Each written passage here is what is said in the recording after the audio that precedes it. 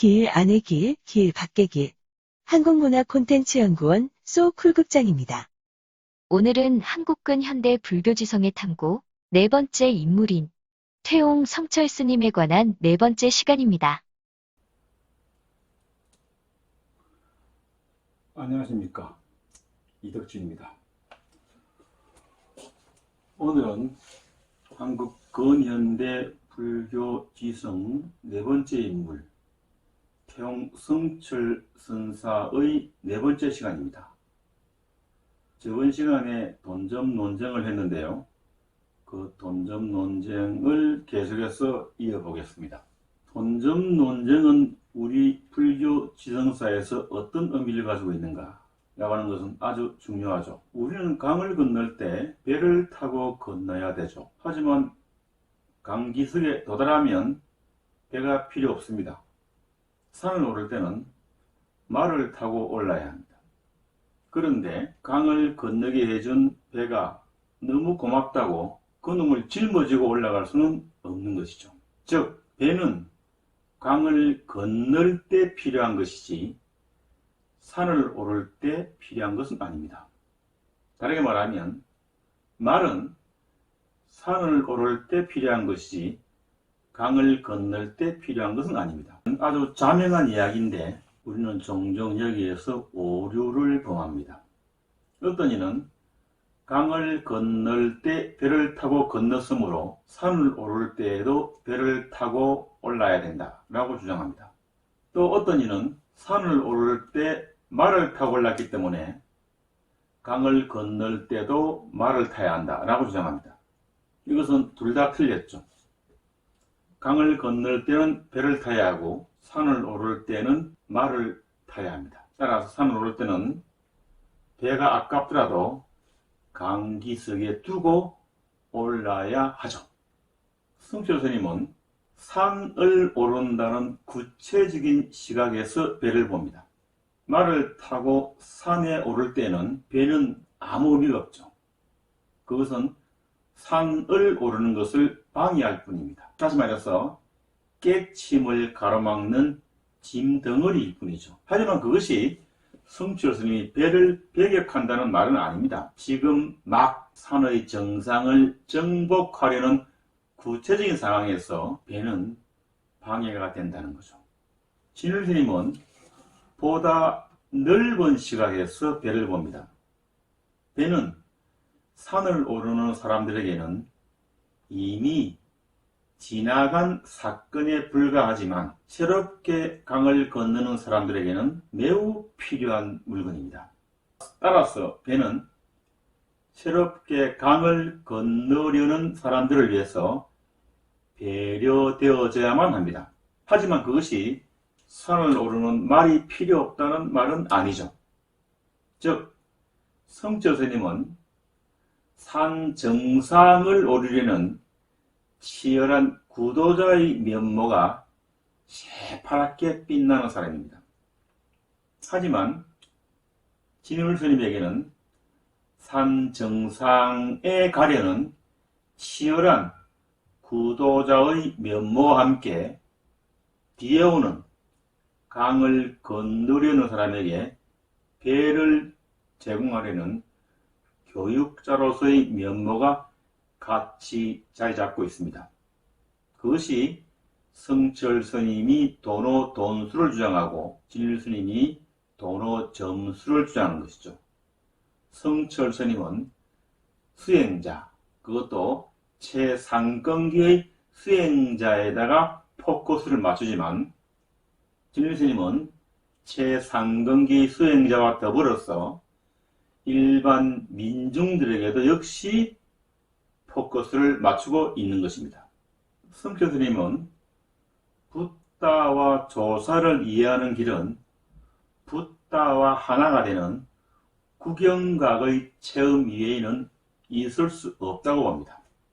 성철 스님에 의하면 그러기 위해서는 아르마리, 즉 지혜는 그것이 아무리 훌륭해도 지혜일 뿐입니다. 따라서 버려야 합니다. 하지만 진울 스님은 지혜, 즉 아르마리가 불교 수행에서 담당하는 역할을 인정하고 들어갑니다. 따라서 아르마리는 버려지는 것이 아니라 유용하게 사용됩니다. 이렇게 본다면 도노점수와 도노돈수라는 용어의 차이에도 불구하고 깨침과 닦음에 있어서 가장 수상한 길로 가나를 제시하는 점은 진일스님도 성철스님과 다름이 없죠. 진일스님에 있어서는 가나는 그의 전체 사상의 일부분으로서, 그렇지만 가장 중요한 부분으로서 작용합니다. 성철스님에 있어서는 가나는, 다시 말해서 임재선의 전통은 성철스님 불교 수행에 있어서 지켜야 할 전부가 됩니다. 그렇다면 왜 진일스님은 도노점수를 주장하고 성철스님은 도노돈수를 주장했을까? 그것은 그럴 수밖에 없는 시대적 사정이 있는 것이죠. 진일스님이 살던 고려 당시에는 선을 닦는 사람들이 도처에서 문자를 부리고 지혜를 파괴하여서 치선, 어리석은 선과 강선, 미친 선에만 열중하고 교학을 공부하는 사람들은 교리의 연구에만 힘써서 선을 아예 무시합니다. 그러니까 선과 교가 서로 원수지간이 되어 있는 것이죠. 진일스님은 이러한 때를 당해서 도노점수와 교선일치가 모두 필요하다고 보고 도노점수와 교선일치를 통해서 분열된 고려 불교계와 그 사상을 통합하고 아울러 중생을 보습하고자 한 것이죠.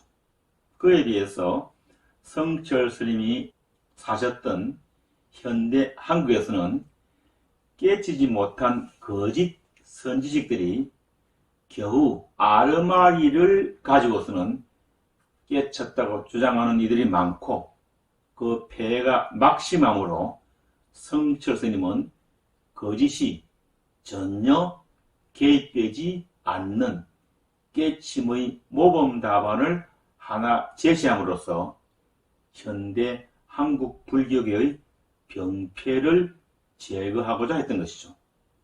성철스님과 진일스님의 입장 차이는 다음과 같이 정리되어야 되겠죠. 진일스님의 도노점수이론은 깨침을 닦음의 문제와의 관계에서 이야기하는 매우 넓은 의미의 종합적인 수행이론입니다. 성철스님의 도노돈수이론은 닦음의 문제만을 다루는 매우 좁은 의미의 특수한 수행이론이라고 할 수 있을 것입니다. 진일스님의 도노점수는 불교도들의 삶의 폭을 넓혀주고 균형된 시각을 오늘날의 우리에게 가지게 해줍니다.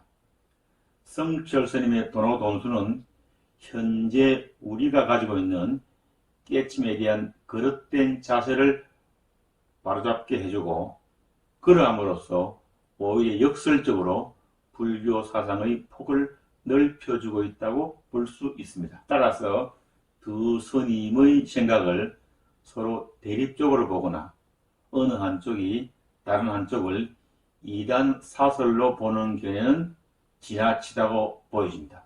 오히려 서로가 서로에게 서로의 사상의 폭을 넓혀주는 자양분의 구실을 하여주며, 그러함으로써 우리에게 제대로 된 불교적 삶을 항기해 준다고 하겠습니다. 성철스님의 진일스님 비판에는 경강부회하는 측면이 꽤 있습니다. 그것은 비판받아야 하고 또 실제로 비판받습니다.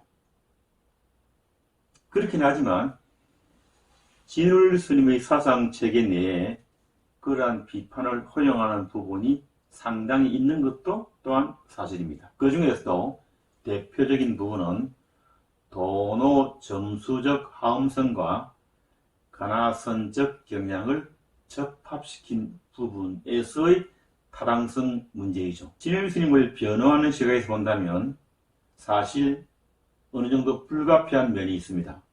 왜냐하면 진일스님은 교육자와 구도자의 역할을 동시에 해야 했기 때문입니다.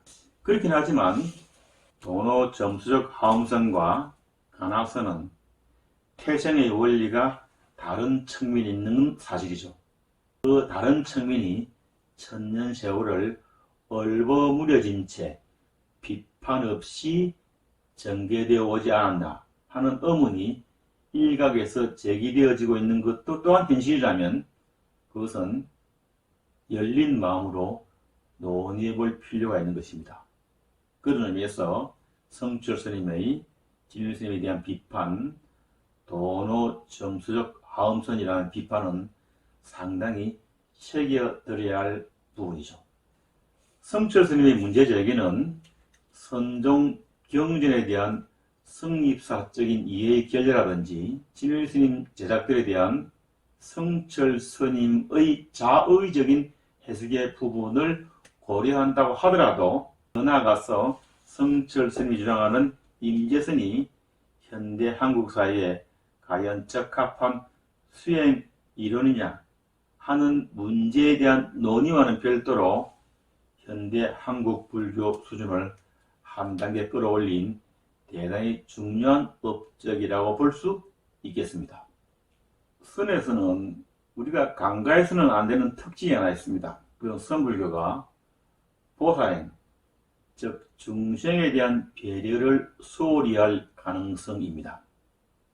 선은 중점적 관심이 견성성불, 즉 구경각의 정덕에 있습니다. 그 결과 대성불교를 모태라고 있으면서 종종 그 태생을 배반합니다. 부처와 나라는 대결 구도에 너무 관심을 두면서 중생 구제라는 통로를 막아버리는 선수행론은 보살을 중생의 영역으로 편입시켜버립니다. 그 결과 보살은 부처와 중생 사이에서의 매개 기능을 상실하게 됩니다. 그뿐 아니라 선사들의 주된 간이다가 구경각을 정덕하는 데 있기 때문에 구제해야 될 대상으로서의 중생도 그 설 자리가 매우 좁아져 버리게 됩니다. 또한 수행 과정에 있는 학인들은 그 자신이 아직 못 깨친 신분이므로 중생교화, 즉 보살행을 할 수도 없습니다. 따라서 대성불교의 범주 안에서 깨달음에 너무 천착하여 종종 보살행에 충실하지 못한 경우가 있는 선수행의 특수한 경우는 방법론적인 오류를 범하는 것이 됩니다. 물론 아주 특수한 경우가 있을 수 있죠. 아주 뛰어난 선지식의 경우에는 그 능력을 발휘함에 있어서 저작거리보다는 사원이 더 적합할 수가 있죠. 이때 그가 도량에서 수행을 통하여 얻은 경지는 선적 사유와 보살행의 지평을 넓히는데 엄청난 공헌을 할 것이고, 더 나아가서 불교 지성사 및 사부 대중에게 절대적이고도 엄청난 영향력을 미칠 것입니다.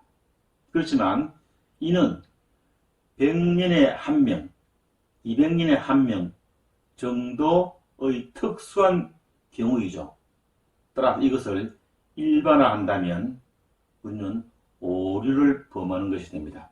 물론 100년에 1명이라 할지라도 우리는 그 뛰어난 선지식에게 굉장히 많은 빚을 지고 있는 사실이지만 한국 불교가 앞으로 진행되어질 방향에서 모든 성녀가 뛰어난 선지식이 될 수 없다는 현실을 고려할 때 100년에 1명, 200년에 1명 나오는 선사에 초점을 맞추어서 한국 불교의 가나선이 나아가는 것은 생각해 볼 여지가 상당히 많이 있다고 생각합니다. 우리는 한국선의 근본적인 정체성이 대성불교에 있다는 점을 잊어먹어서는 안 되죠. 그런 의미에서 한국선에 알게 모르게 깃들어 있는 중생에 대한 배려를 소홀히 하는 정체성의 혼돈이나 100년에 한 명, 200년에 한 명 등장하는 선지식 중심으로 한국 불교를 재단하는 오류는 제거되어야 할 필요가 있겠죠. 한국 불교 전체는 대승불교 본래의 정신을 환기시켜야만 하겠습니다. 성철 스님의 선이 현대 한국 불교에 가지고 있는 영향력을 볼 때 선이 대승불교의 범주 안에 있는 사상이라는 점을 우리는 다시 한 번 더 환기할 필요가 있을 것입니다. 오늘은 여기까지 하겠습니다. 참고자료 및 문헌은 다음과 같습니다. 성철 스님의 선문정로, 본지풍광, 백일법문, 한국불교의 법맥 등 저작물과 박성배 교수의 성철의 도노점수설 비판에 대하여 신규탁 교수의 본지풍광과 임재선풍, 이효걸 교수의 돈점 논쟁의 새로운 전개를 위하여 김일권 교수의 선수집론이 종교학적 이해와 체육론 연구 등의 연구 논문, 그리고 도대현 박사의 저작물, 성철선 사상, 2012년 불교중앙박물관에서 개최된 성철스님 탄신 100주년 기념 일대기 특별전, 백년불교문화재단의 자료 등이었습니다. 소우쿨 극장입니다. 다음 주 토요일 뵙겠습니다. 고맙습니다. 안녕히 계셔요.